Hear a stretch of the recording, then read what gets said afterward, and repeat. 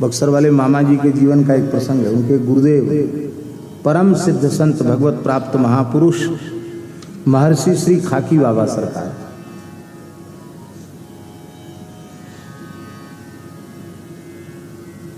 एक समय की बात है, खाकी बाबा सरकार बक्सर में ही विराज रहे थे। मामा जी कहीं बाहर से वृंदावन से शायद लंबी यात्रा करके पधारे थे। बाबा ने ही याद किया था, थके हुए थे, थोड़ी देर विश्राम में चले गए। बाबा ने याद किया तो जैसे थे वैसे होते चले आए। मस्तक पर तिलक नहीं था। क्या?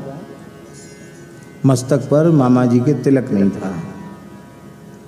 इतना ही देखकर श्री खाकी बाबा सरकार बहुत रुष्ट हो गए। बिना ऊर्ध्व पुंड्र के, बिना तिलक के तू मेरे सामने कैसे आया? बिना तिलक के मेरे सामने कैसे आए? अपार गुरु निष्ठा थी पूज्य मामा जी में। आप हाथ जोड़कर बोले, गुरुदेव गलती हो गई, प्रायश्चित बताओ। कोई प्रायश्चित नहीं, गंगा जी में कूद पड़ो, डूब जाओ गंगा जी में। बक्सर में गंगा जी कितनी अथाह हैं, आपने देखा होगा। हाथ ही डूब जाए ऐसी गंगा जी। वो भी महाराज भादों की गंगा जी चढ़ी हुई थी, किलोमीटरों में पानी वाला। और जहां महर्षि खाकी बाबा विश्वामित्र इंटर कॉलेज है, वहां ऊंचाई से गंगा जी, बहुत गहरी गंगा जी है, वहां बड़ी ऊंचाई से मामा जी कूद गए। गुरुदेव की आज्ञा हुई, गंगा जी में कूद पड़ो, कूद गए गंगा जी में।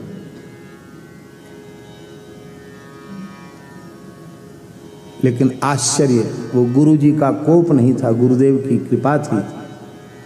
आप कूदे तो भादों की चढ़ी हुई श्री गंगा जी में आपके घुटने तक ही भीजे, घुटने तक जल। जहां कम से कम 100 फीट गहराई थी, वहां वे घुटने तक जल में खड़े थे। तो उन्हें आश्चर्य हुआ कि यहाँ तो था ही नहीं लगती थी, इतनी तेज धार में हम बह भी नहीं रहे, क्या बात है। तो और आगे बढ़े, वहां भी घुटना, मध्य धार में पहुंच गए, वहां भी घुटना। तो उन्हें समझ में आ गया कि ये गुरुदेव की ही कोई विलक्षण लीला है। मध्य धार में जब पहुंचे तो उनको बड़ी मधुर आवाज सुनाई पड़ी, भैया भैया नेह निधि किशोरी जी की वाणी सुनाई पड़ी। देखा तो साक्षात किशोरी जी ने हाथ पकड़ लिया, कहा भैया परीक्षा हो गई, आ जा। किशोरी जी हाथ पकड़ के लौटा किया। आपने गुरुदेव को प्रणाम किया, गुरुदेव ने हृदय से लगाया, बोले हो गया, संबंध पक्का हो गया। किशोरी जी ने भैया। अयोध्या में जानकी महल में कथा हो रही थी मामा जी की, जानकी महल है, और सरलता विनम्रता ऐसी अद्भुत थी उनमें कि कथा कहते हुए भी 8-8, 10-10 जगह हाजिरी देते थे।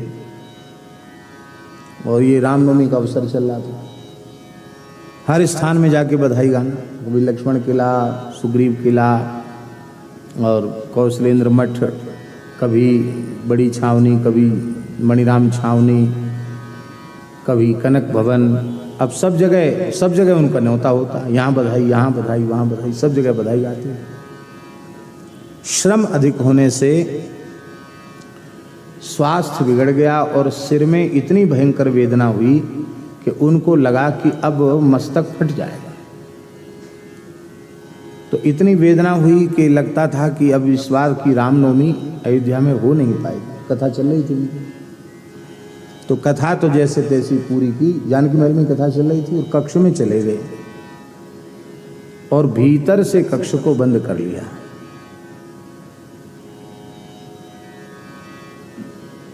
और किशोरी जी से कहा, दीदी करुणा कहाँ बिसारी। उनका बड़ा प्यारा पद है मामा जी का, दीदी करुणा कहाँ बिसारी। उस आर्त भाव से किशोरी जी को स्मरण किया। साक्षात श्री किशोरी जी प्रकट हुई, मामा जी का मस्तक गोद में रख लिया, अपने हाथ से सुगंधित तेल की मालिश करके एकदम स्वस्थ कर दिया। किशोरी जी अंतर्धान हो गई।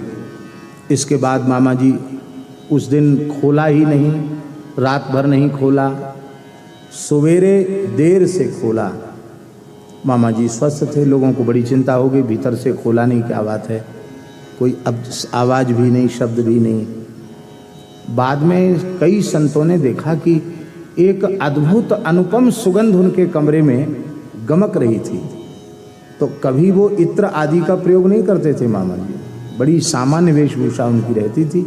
आपने तो दर्शन किया ही, वो कोई इत्र वगैरह नहीं लगाते थे। ये इत्र की सुगंध नहीं हो सकती, ये दिव्य सुगंध है। कई आचार्य कोटि के, गुरु कोटि के संतों ने बहुत आग्रह पूर्वक पूछा कि ये दिव्य सुगंध क्या है, तो मामा जी कुछ बोल नहीं पाए, केवल नेत्रों से प्रेमाश्रुधार बहने लगी और कहा, ये श्री किशोरी जी के श्रीअंग की सुगंध, ये श्री किशोरी जी की सुगंध। ऐसे मामा जी